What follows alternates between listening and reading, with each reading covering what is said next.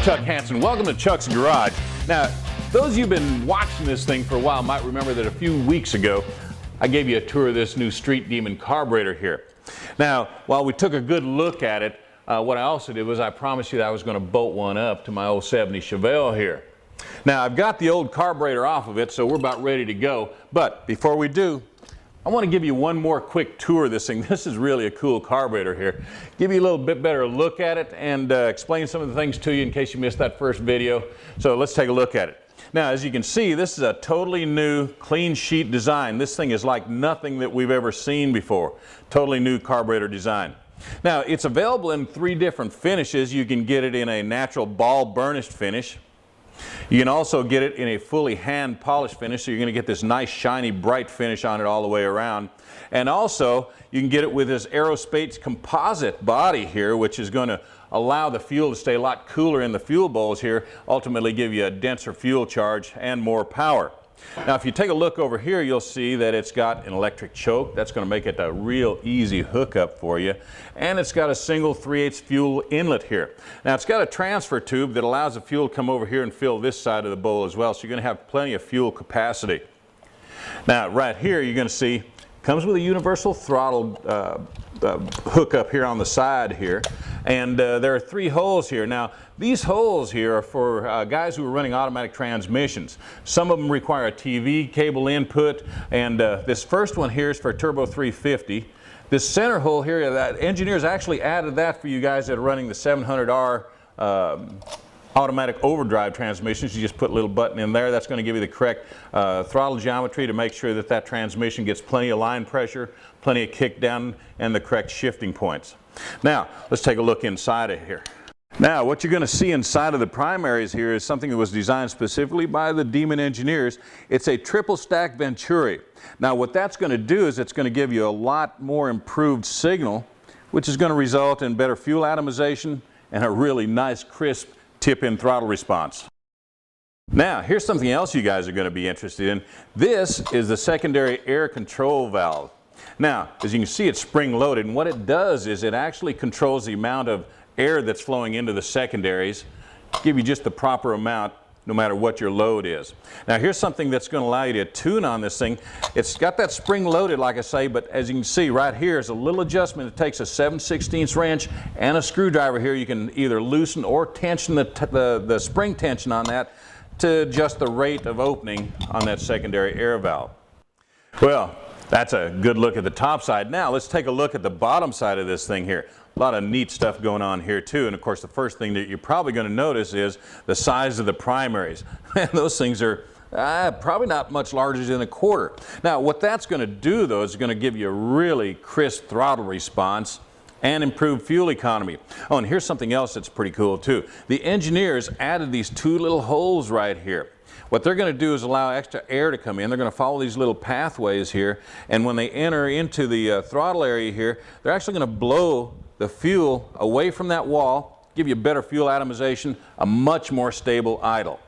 Now, back here is it's the goggle valve. Now, this thing is really, really cool. As you can see, the secondaries are Siamese together. They do have a slot in them here, and the reason that that's there is to accommodate a dual plane intake with a divided plenum there. You go full throttle, still clears that divided plenum, but you still get the additional airflow of having that Siamese valve there. Now, for those of you who might not have seen one of these before, this is the old tried and true Quadrajet. Now, this thing was put on thousands and thousands and hundreds of thousands of OE engines, and as you can see, it's got huge secondaries, and even the primaries are spread pretty far apart. Now, what that does is it requires a special intake to accommodate those big secondaries and the big spread on it. Now, compared to this over here, you can see it's a substantial difference. Now, one more neat thing about the Street Demon is it's got dual patterns here. So you can bolt it up either on a stock spread bore intake or even an aftermarket intake with a square flange mount. Now, that's about it. That's a pretty good tour of this thing here. What do you say we go ahead and bolt this thing up? All right, now before we start bolting the carburetor up, I want to show you a few little things. Of course, the Street Demon comes with everything that you need to bolt it up, including the intake studs, transmission kickdown adapters, air horn gasket, and even the air cleaner stud. Now here's something that's really important. It also comes with these 3 base plate gaskets. 2 of them are paper and 1 of them is metal. Now this metal one is really critical here, and I'm going to show you why. If we lay it up here on the bottom of this carburetor, you're going to see that it's manufactured to fit this thing very precisely. Now what that's going to do is if you bolt this thing up to a spread bore intake, you're going to possibly get a little potential leakage around the side here, and what this is going to do is seal that plenum up completely so you won't have any vacuum leaks. Now just as importantly, or even more importantly possibly, is that it'll cover up those little blow slots there that we told you about earlier. Now remember, the air is coming through here and blowing the fuel off that wall there and giving you more complete atomization. What this thing is going to do is it covers those slots up completely, gives you a good seal, and lets it work like it was designed to do. Now we're going to go ahead and stack these gaskets up here. There we go. We're going to go paper, metal, paper, and then we can bolt that carburetor out.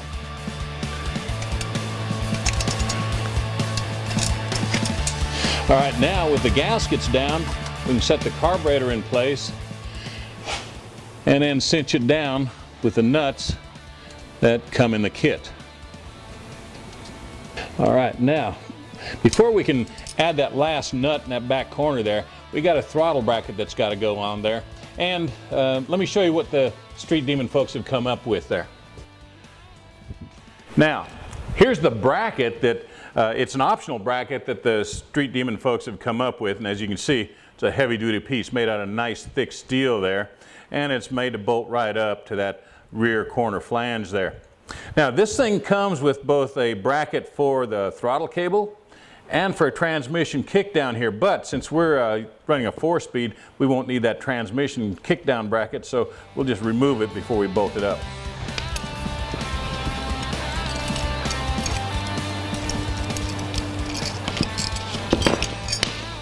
All right, now this new bracket goes right back here on the rear corner. There we go. Now, with the throttle cable bolted down, we just slip the throttle cable back into place, and then we can install the throttle linkage ball here in the throttle arm.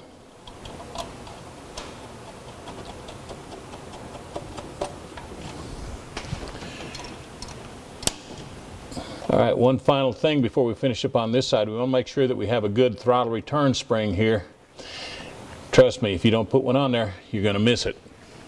Now our last carburetor was plumbed with stainless braided line and AN fittings here. Now that's not going to work on this carburetor. We're going to keep things kind of clean and simple here. So what we've done is we've gone from the filter down here up to the carburetor with this Earl's Pro Light hose. Now the nice thing about that is it just slips right over this barbed fitting that comes with the carburetor. There we go. And when we tighten it up, we'll be ready to go. All right, now we've just about got this thing ready to fire up. The last thing we've got to do is take care of our vacuum connections. This one's for the power brake booster there. And then we'll hook this one up. This one is ported vacuum for the vacuum advance on the distributor. Oh, we're getting close to firing this puppy up now. The last thing we have to do is connect up the electric choke here. Now, it comes with a wire already in the kit, and it comes with the end on it, so it's a real easy hookup. The most critical thing though is you have to find a really solid 12-volt source that's switched. That is, you got 12 volts whenever the ignition switch is on. Now, one of the places that I really like to tap into is the fuse box under the dash. A lot of good places to hook up there. Just make sure you get a good 12-volt source and that it's on when the ignition switch is on.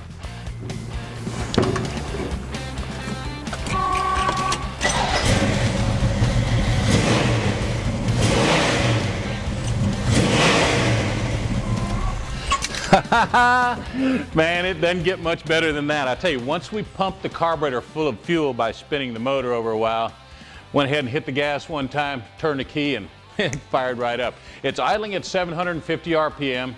I don't know that I can adjust it to make it any better, but I do know that we need to get an air cleaner on before we take this thing out for a test ride. Let me show what we got over here. Hey, you know, when I first saw this Street Demon Carburetor, I was a little bit concerned about the kind of air cleaner that we'd be able to run on it. As you can see, it doesn't necessarily lend itself to a nice drop base air cleaner. And I really like a drop base air cleaner because what it does, it drapes itself down around the carburetor, and it'll also help out with any hood clearance issues that you might have. Now, on a Chevelle like this that's got a raised hood, you're probably not going to have a problem with that. But if you've got a flat hood, well, then hood clearance can be an issue. And, well, I just like the looks of them too. Now, let me show you how they went ahead and took care of that problem. What they've got here is a drop base air cleaner, as you can see, but they've added about an inch or so of extra material here to raise this thing up off of the carburetor.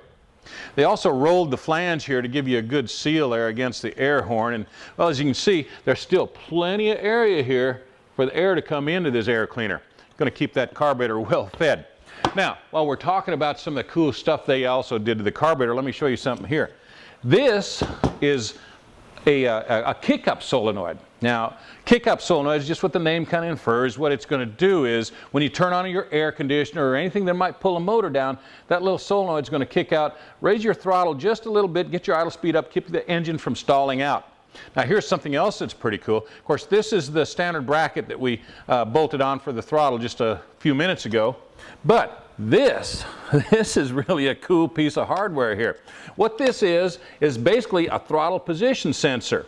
Now, what that's going to allow you to do is plug up the wires from your electronically controlled transmission, usually automatic with overdrive, and you're going to be able to control your transmission off of this throttle position sensor.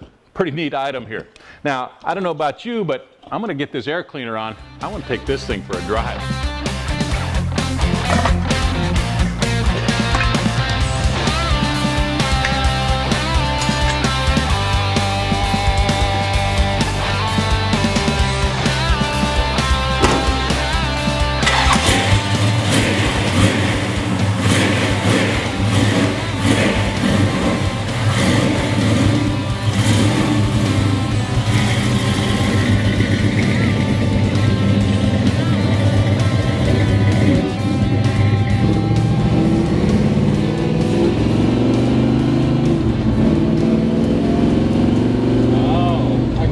Huge difference over the old carburetor that we had on here already. Now, the other one was about the same size. It was a 625 CFM vacuum secondary carburetor, and it was a good carburetor, but man, I can tell just a huge difference with this one already. Probably haven't driven it more than a quarter mile. Now, just tell you a little bit about my old Chevelle here. It's a 70 model Chevelle. It's got a 355 small block in it, small cam headers, Muncie wide ratio 4-speed with a 273 gear in the rear end. So it's going to have to get a really good strong signal to keep it from stumbling, and so far no problem. This thing's smooth as silk.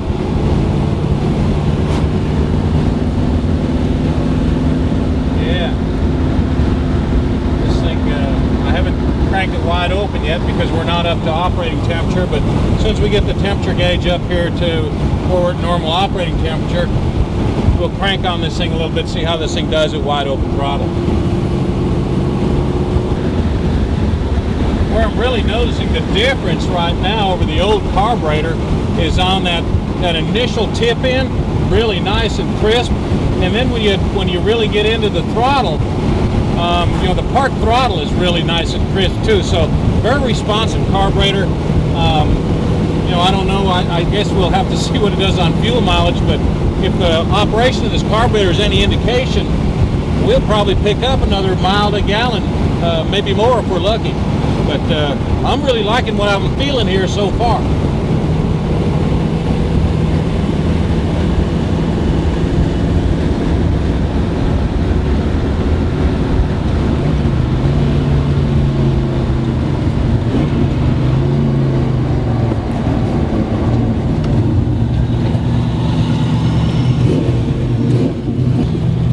Let's see if we can get turned around here and head back towards home.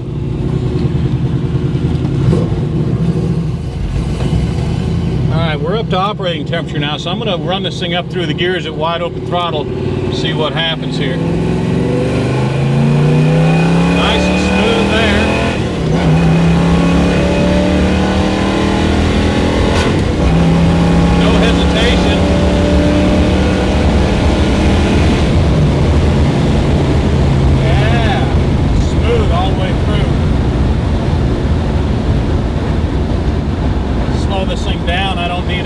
on my driver's license right now. Yeah, but I'll tell you what, leaving it wide open there, no hesitation, had a good strong pull to it, about what you'd expect from a 625 CFM carburetor. I've had bigger carburetors on this thing. This thing does like a little bit more carburetor. I've had a 750 double pumper on it, and it responded real nicely to that. But I'll tell you what, for everyday driving, this is a great carburetor. Oh, I think I felt a little bit of hesitation there when I just tipped in the secondaries. Yeah, she hesitates just a little bit. And that, to me, is telling me that maybe that air flap is opening up just a little too quickly in the secondaries. There, yeah, it's definitely got a little stumble in it. So we'll go back to the shop, see if we can make a little bit of an adjustment on that secondary air valve, and see if we can get that tuned out of it. And I think we're going to be really good to go here. The jetting, everything seems to be spot on. The idle, I love it. The only problem I've found so far is that little bit of hesitation when you snap those secondaries open.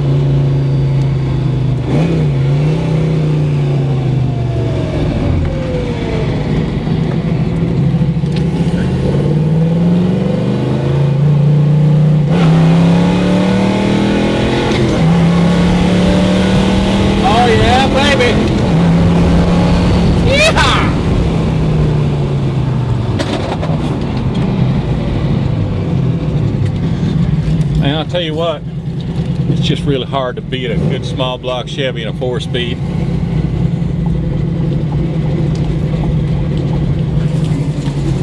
Do a little tuning on this thing.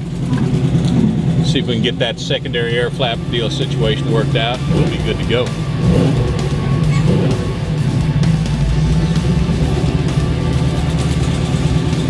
Now, just for grins, I wanted to see how effective that composite was at holding the temperatures down in the fuel bowl there. So I'm sitting here, I've got the red dot on the intake manifold. We're right at about 150 degrees, 153 degrees. Let's go up here on the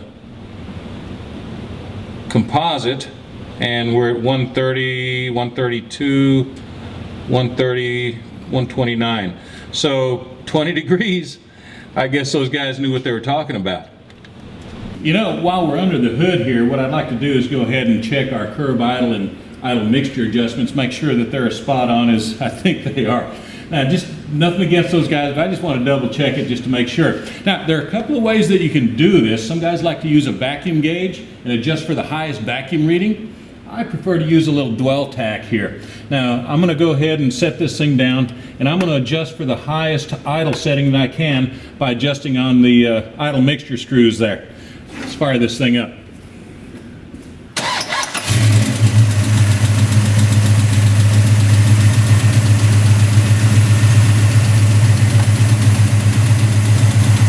Alright, we're right at about 800 RPM here. We're going to go ahead and start by adjusting one screw. We're going to turn these things a quarter turn at a time. We're going to go clockwise first, see what happens. There's a quarter turn.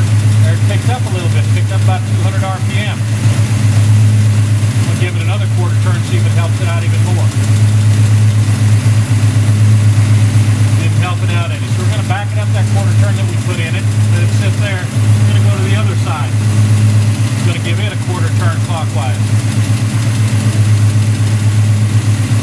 Didn't really seem to make any difference there. We'll give it another quarter turn.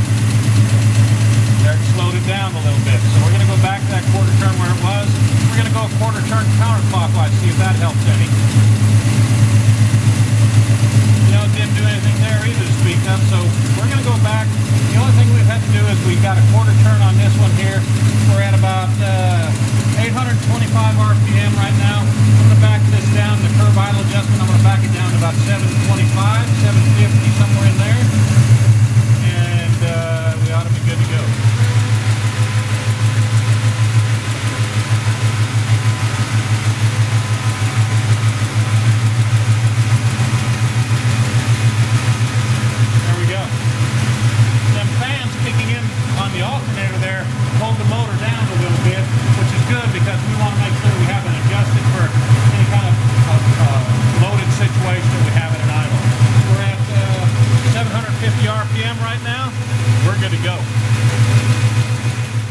Now, you might remember that I told you earlier that right here is where you make that adjustment on your secondary air valve.